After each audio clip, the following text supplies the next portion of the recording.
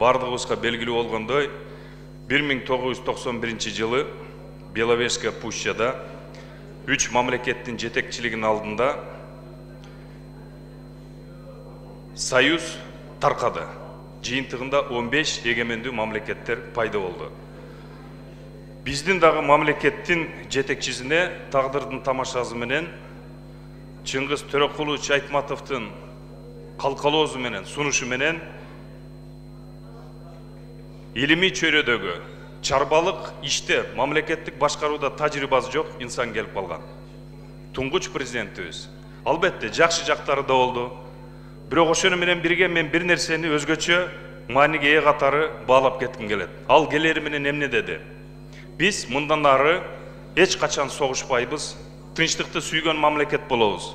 Демек, аскердик күчтөрдүн кармап, аны көбөйтүүнүн кажети жок деди. Жыйынтыгында 30 жыл аралыкта аскердик техникалар сатылгандары сатылды, дат баскандары дат басып жок болду. Ошол учурда башка мамлекеттердин жетекчилери, маселен Азербайжанда Гейдар Алиев, Өзбекстанда Ислам Абдуганиевич Каримов абдан көрөгөчтүү кыйын жетекчилер болгонун тарых таразалады, далилдеди.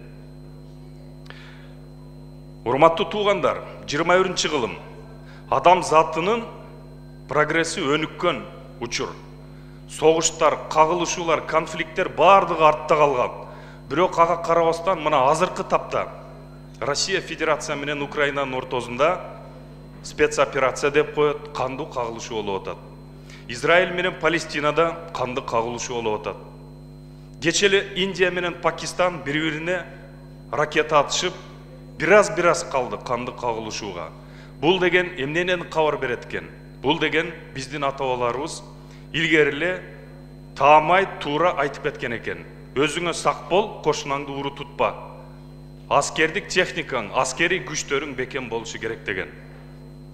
Ошон үчүн, урматтуу агайым туугандар, азыркы жагдайды эске алуу менен 21-кылымда биз дагы ойлойт элем, өзүбүздүн куралдуу күчтөрүбүз, аскердик техникаларыбыз бул багытта максималдуу түрдө күчтүү болушу керек. Бул деген Кыргызстан агрессиялык ой пикирди билдирүү максатында эмес, тескерисинче коргонуу максатында. Ким кол сала турган болсо, тиешелүү жооп кайтаруу максатында. Эми сөздүн того тержери. Аскердик түзүмдөрдү, күчтү бардыгын уйткузуу болгон жарандар түзөт. Кыргызстанда сиздер билгендей 80ден ашык улуттун өкүлдөрү жашайт. Бардыгыбыз ынтымакта, биримдикте, бир түндүктүн астында. Бирок аскердик кызмат өтөөгө келгенде 90%-нан ашыгы жалаң гана кыргызы, улуту кыргыз болгон инсандар өтөт экен. Мен ойлойт элем бардыгыбыз Кыргызстанда жашагандан кийин, Кыргызстанда туулгандан кийин, киндик каныбыз Кыргызстанда тамгандан кийин бардыгыбыз милдеттүүбүз.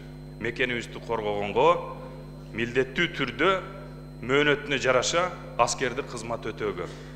Себеп мекенибиз, мамлекетибиз эгемендүү Кыргызстан бир. Бул деген сөз, урматтуу агайым туугандар, улутчулдук маселени көтөрүү эмес, болгону теңдик укуктарыбыз менен кошо жоопкерчилигибизди дагы билели деген.